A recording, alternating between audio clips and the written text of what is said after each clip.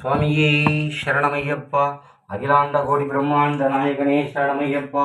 ஐயப்ப சுவாமியின் மகிமை பாகம் 45. பார்த்தீங்கன்னா ஐயப்பனோட மகிமை சொல்ற பாருங்க. அடுத்தது தன் தாயாக மோகினி அவதாரம் எடுத்த அந்த 7 மலையா பாருங்க.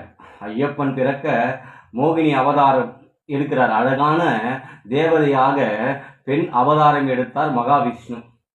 பாருங்க, ஐயப்பனுக்கு அம்மா பார்த்தீங்கன்னா பெருமாள் தான். இது உலகம் அறிந்த விஷயம். ஏன்னா சக்தியின் ரூபம் பெருமாள். உலகத்துக்கெல்லாம் படியளக்க எல்லா உயிர்களுக்கும் படியளக்கும் பகவான் பெருமாள். அப்படிப்பட்ட படியளக்கும் பெருமாளுக்கு மகனாய் ஐயப்பன் பிறக்கிறார் பாருங்க. அப்ப தாய் வீடுன்னு பார்த்தீங்கன்னா அவருக்கு பெருமாள். அவர் அம்பாளுடைய மார்பகத்தில் சக்தியாக வந்தாலும் அந்த சக்தி கருத்தரித்து உருவானது பெருமாளின் சக்தியில். அவருடைய கர்ப்பகத்தில் உருவாகி ஐயப்பன் பிறக்கிறார். அப்படிப்பட்ட பெருமாளை தன்னுடைய பிள்ளையை பார்க்க வைக்கிறார்.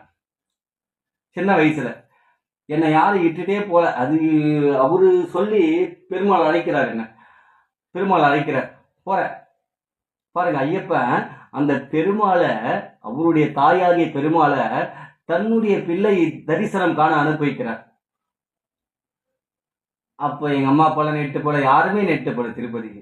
அப்ப தாயாகிய தந்தையாக குருவாகிய குலதெய்வமாக இஷ்ட தெய்வமாக ஐயப்பன் அவருடைய தரிசனத்தை கிடைக்க அனுப்பி வைக்கிறார். பாருங்க, அந்த தரிசனத்தை பார்த்து கண்குளிர வைத்த ஆனந்த தரிசனம் கண்டேன், தரிசனம் கண்டேன், பரவசம் கொண்டேன்.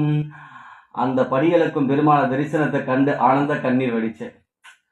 என்ன ஒரு குடுப்பனை அவனை பார்க்க என்ன தனியா அனுப்பி வச்சு அவனுடைய தரிசனத்தை பார்க்க வைக்கிறாரு. நானும் என் ஃப்ரெண்டு 2 பேரும் தான் போகணும்னு முடிவு எடுத்தோம், கிளம்பிட்டோம். அப்ப அது முடிவெடுக்கிறது எல்லாமே ஐயப்பன் தான். அவர் தரிசனத்தை பார்த்துட்டு கும்பிட்டு அவரோட ஆசீர்வாதத்தை பெற்று நல்லபடியாக வீட்டுக்கு வரோம்.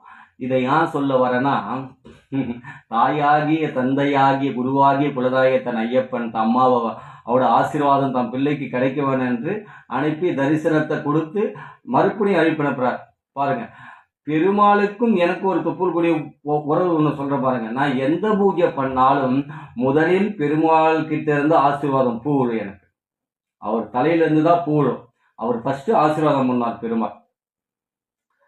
ஏன் அவர் ஃபர்ஸ்ட் ஆசீர்வாதம் பண்றார்னா, தன்னுடைய பிள்ளையாகிய பக்தன் உண்மையாக எவன் ஒருவன் நேசிக்கிறானோ தன் பிள்ளையை, அவர் பிள்ளை பார்த்தீங்கன்னா ஐயப்பன் தான்.